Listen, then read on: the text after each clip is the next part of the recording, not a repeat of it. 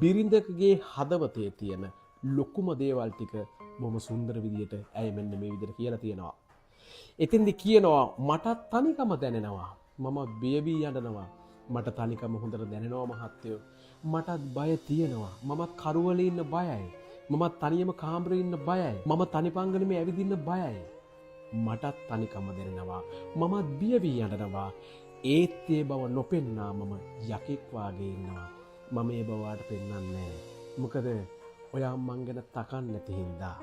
එතෙන්දි මට දුකක් විතරයි එන්නේ. මං අනේ මේකට බයයි කියලා කිව්වම සමහරක් වෙලින් මං දැකලා තියෙනවා. මක් කරේකට අයියෝ ගාව අනේ මේ ඉන්නවා එහෙම වෙන්න එපා. ඇය ඇත්තටම හාපෝලේ. ඇය බයයි. මේ සමාජයට බයයි. ඇය කලුවරේ ඉන්න බයයි. ඇය තනිපංගලෙම ඇවිදින්න බයයි. ඒක තේරුම් ගන්න. මටත් වෙහෙසක් දැනෙනවා. මගේත් හදවත දැවෙනවා. ඒත් ඒ බව නොපෙන්නා මම මගේ යුතුයකම් කරනවා. මටත් වෙහෙස දැනෙනවා මහත්තයෝ. මටත් ඒ වෙහෙසත් එක්ක මගේ හදවත පිච්චෙනවා මහත්තයෝ. මමත් ඔයා වගේම ශරීර කූඩුවක් තියෙන කෙනෙක්. මටත් ඒ වෙහෙස දැනෙනවා. ඒත් ඒ බව නොපෙන්වා මම මගේ යුතුයකම කරනවා. හිතන්න උදේ 4ට 5ට නැගිටින ඇති. ඒ නැගිට මොහොත ඉඳලම ඔයා වෙනුවෙන් වෙහෙසිලා අපිට වෙහෙසනකොට අපිට දැනෙන මහන්සිය නෙමෙයිද ඒ අහිංසකීට දැනෙන්නේ. මටත් වෙහෙසක් දැනෙනවා. ඒත් ඒ බව නොපෙන්නා මම මගේ යුතුයකම් කරනවා. මට සමහරක් වෙලාවට ඉන්න බෑ මහත්තයෝ මගේ ඔළුව රිදෙනවා. ඒත් මං ඒ බව වාට පෙන්වන්නේ. ඒ බව පෙන්වන්නේ. ඒ බව පෙන්නුවට මට වැඩක් නෑ. මටත් ලෙඩ දුක් හැදෙනවා. මගේ ඇඟපත රිදෙනවා. ඒත් ඒ බව නොපෙන්නා මම ඔහේ ඉවසන් ඉන්නවා. මටත් ඔයාට වගේම ලෙඩ දුක් හැදෙනවා මහත්තයෝ.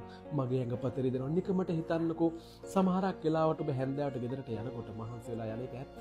හැබැයි ඔබට සමහරක් ඔළුව ගහන් ඉන්නකොට අර තරහ යනවා හරියට. තරහ කියපුව මොකද්ද කියන්නේ? මොන මගුලක්ද මන් දන්නේ නැහැ. හැන්දෑවට ගෙදර ආවත් ඉන්න තරක් නැහැ. එහෙම කියන්න එපා. ඇයටත් වේදනාවක් ඇති. ඇයටත් ඔළුව රිදෙනවා ඇති. ඇය මාසික ඔසප් වේදනාවක් විඳිනවා ඇති. ඇයට මොකක් හරි ශාරීරික රෝගයක් ඇති. ඒකයි කියන්නේ මටත් ලෙඩ දුක් හැදෙනවා. මගේ ඇඟපත රිදෙනවා. ඒත් ඒ බව නොපෙන්වා මම ඔහේ ඉවසන් ඉන්නවා මහත්තයෝ. පෙන්නුවට වැඩක් නැහැ. මමත් හිනෙහි ඉන්නවා. නුඹ සතුටින් තියනවා. ඒත් හැමදා රැයට තනියම දන්නවද මම අඬනවා. මම හිනෙනවා. මං hina වෙන විතරක් නෙමෙයි ඔයාව සන්තෝෂෙන් තියනවා. ඒත් ඔයා දන්නවද? ඒත් හැමදා රැයට තනියම දන්නවද මම අඬනවා. ඒත් හැමදා රැයට තනියම දන්නවද මම අඬනවා. රැයට අඬට ගියාන් පස්සේ ඒ කෙල්ලට දැනෙන වේදනාව කියාගන්න බැරිම තැන ඒ කෙල්ල අඬනවා. ඔබ සමහරක් වෙලාවට රැකියාවට ගිහිල්ලා මහත්තයෝ මහන්සි වෙලා එනවා ඇති. ඒක ඇත්ත. ඒක කවුරුත් පිළිගන්නවා. හැබැයි ඇයත් ගෙදර මහන්සි වෙලා ඇයගේ මහන්සිය නැති කරගන්න එකම එක තැන තියෙන්නේ ඔබේ තුරුල්ල නම්, ඔබේ මේ හදවත නම්, ඔබේ මේ උකුල නම්. ඔබ ඇයි ඒක අහකට දාන්නේ? ඇයට හිරෙහෙන්න තැනක් දෙන්න. ඇයට අඬන්න විතරක් තැනක් හිමි කරන්න නම් ඔබ මොකටද ඇයව කසාද බැන්නේ? ඒ නිසා කොච්චර මහන්සියක් මම ඒකනේ කිව්වේ. ඇයව නිර්මාණයක් විදිහට ගන්න කියලා බිරිඳ නිර්මාණයක් කරගන්න. ඒක විඳින ගමන් තුරුල් කරගන්න. විඳින ගමන් හදවතට ගන්න. තනියට ඉන්නවා. දුකම උණුසුම බෙදනවා. කඳුල සිසිලස ගෙනෙනවා. මමම තනියම නිවෙනවා. තනියට ඉන්නවා. මගේ තනියට ඉන්නවා මහත්තයෝ. දුකම උණුසුම බෙදනවා. මේ දුකම තමයි මට උණුසුමක් විදියට එන්නේ.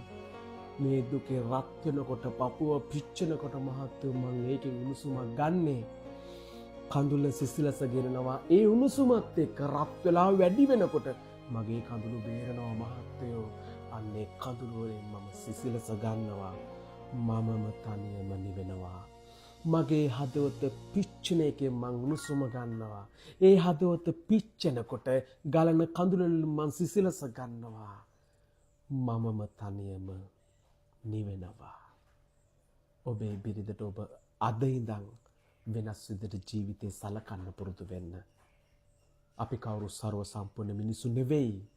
ඒත් කවදාවත් ආදරණීය බිරිඳකට අර නිකන් සතෙක්ට වගේ සලකන්න පුරුදු වෙන්න එපා. මේක ආදරණීය ආයෝජනයක්. ඔබට තෙරුවන් සරණයි.